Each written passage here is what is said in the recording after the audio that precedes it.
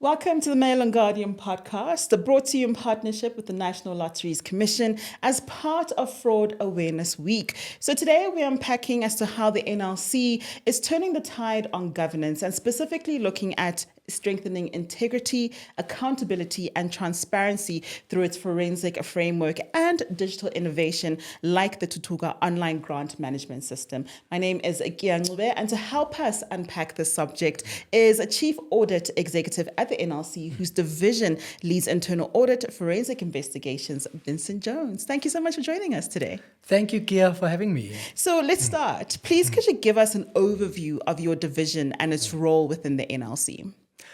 Kia, sometimes internal auditors, people think we're the policemen. Okay. But actually we're not.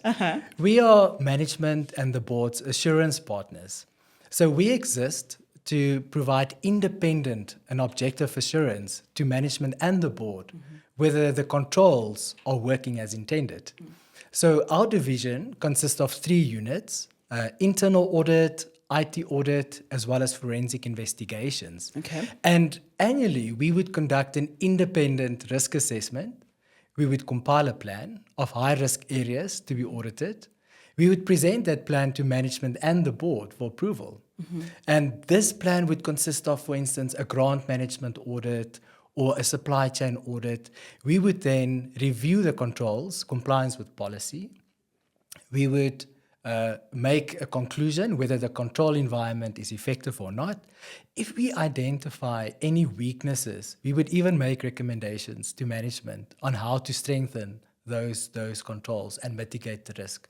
We then report our findings to the board audit and risk committee to ensure that independence. Okay, it sounds like there's T's and C's plus more T's and C's and a couple more T's and C's within your department. Yes. But she's mentioned something which is quite important that it sounds like in your work, and that's independence.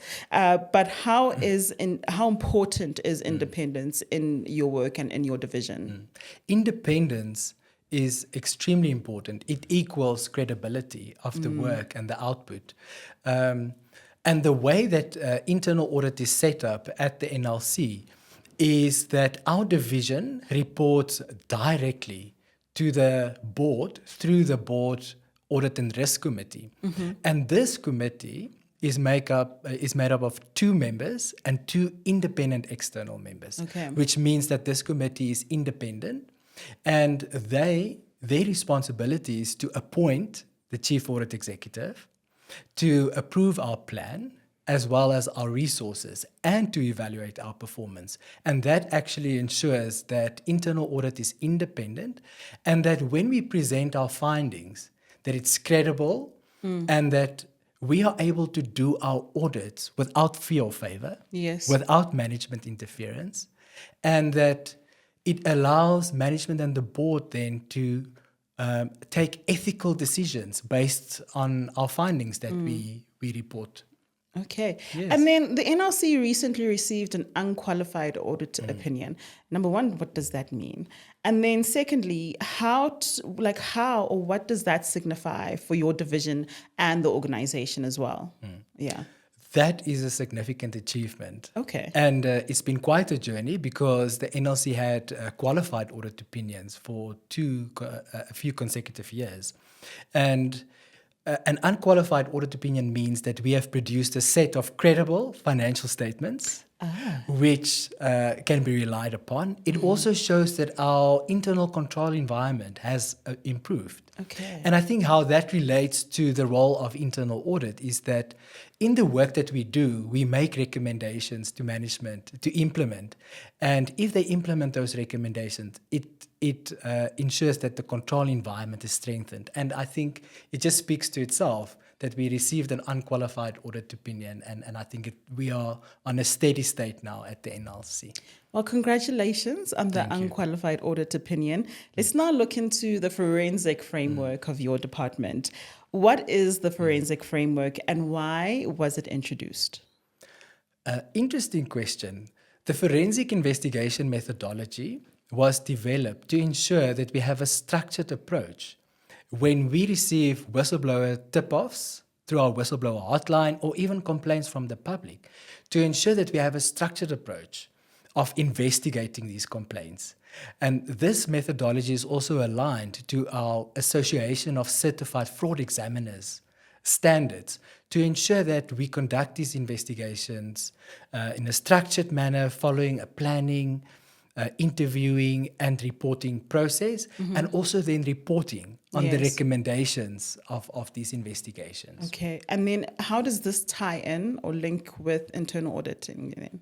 Yes. Yeah. So it's two separate processes because internal auditing is risk-based, Yeah. and the forensic framework works on allegations or tip-offs that you receive. Okay. So when we complete an investigation, the outcome of that investigation will also inform how internal audit will approach certain risk areas. Yes. And then in terms of fraud statistics and control effectiveness, because I do hear an underlying theme in terms of control, and all of that. But from a completed forensic work, how effective are current controls compared to those in previous years?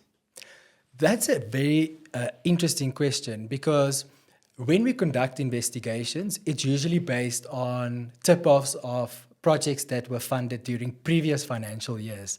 So you would have allegations of a project that was funded in the year 2021, 2022. Oh, wow. So, which means that there was a different set of control framework that existed at that point in time.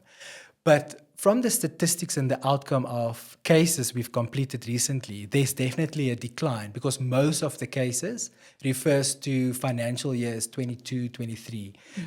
And since then, the NLC has implemented lots of new controls to actually strengthen the previous findings identified. And then in terms of measures placed in to prevent fraud, because, you want to be proactive, you don't want to be reactive, Yes. right? Yes. So what kind of measures are put in place for being proactive at the NLC?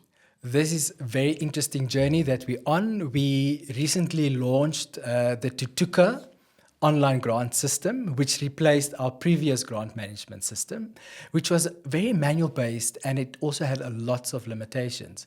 So the Thuthuka online grant system has built-in controls. It has you can verify through our API partners someone's ID number with CIPC. So you can do independent validation checks, and it will also identify possible red flags throughout the grant funding value chain. And then another initiative that we from the internal audit has implemented is our continuous auditing processes. Now that we're digitalizing, we're able to write scripts that can plug into the system and then identify possible findings throughout the grant funding value chain. Has this digitization helped the NLC in terms of making it more proactive? Definitely, because once you start onboarding as an NPO and there's an API and your ID number, for instance, cannot be verified by CIPC or DSD, you won't be able to continue with the process. So there's certain blocks and triggers in the process that would assist in that early detection. All right. And then how do these measures actually really impact the fraud landscape at the NLC? I think I also need to talk about other measures that we've implemented at the NLC, and lifestyle audits, for instance, is one of them. We developed a policy and we started with lifestyle audits in 2024, and the board, executive management, and all NLC staff has undergone lifestyle audits. And I think this also talks to transparency and integrity, and it ensures that the governance frameworks that we've reviewed at the NLC has impacted on reduction in fraud cases coming forward. So people are hiding their lifestyles of pop bottles. Or you finding out, can they really pop the bottles on the budget that they have? Right? Exactly, whether you're living within your means. Yes, definitely Yes. so. So we are in conversation with Vincent Jones, the Chief Audit Executive at the NLC, and he's unpacking, the framework behind forensic framework and, of course, innovation, as mentioned, like the Thuthuka online grant management system. Let's get into governance, culture, and collaboration. How is a culture of integrity embedded across the NLC? So it starts with tone at the top, with the Oh, board yes.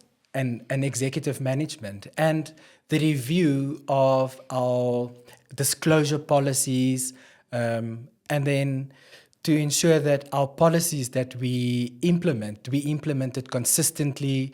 We are transparent about the policies that we implement at the NLC, and that from an audit perspective, we actually provide assurance to management and the board whether these policies are working as intended.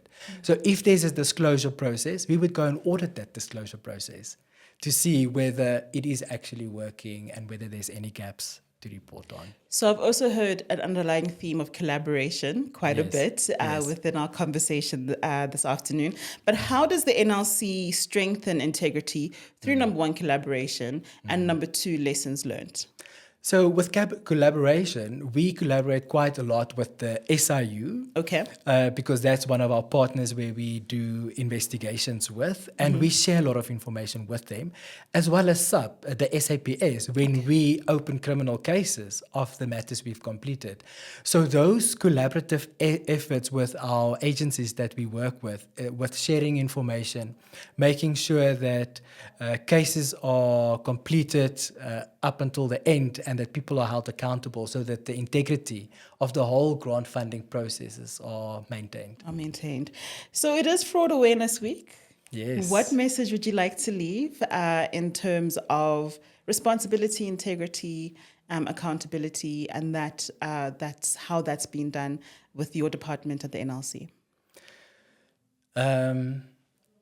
Okay. So, Fraud Awareness Week, it's just a reminder to all of us that it doesn't matter how strong control environment you have. Fraud and corruption out there there's always someone out there to see how they can circumvent a new control. And I think my message is that we must all be vigilant, and it's all our duty as the public to ensure that public funds are spent, with integrity and with the intended purposes. Transparency as well. Yes. So thank you so much for joining us today to unpack this very important subject, to know how the NLC is strengthening its governance within the framework of forensic and, of course, your innovation in terms of digital innovation with the Thuthuka online management grant as well. And as Fraud Awareness Week continues, I do trust and believe will go beyond just this week. Yeah.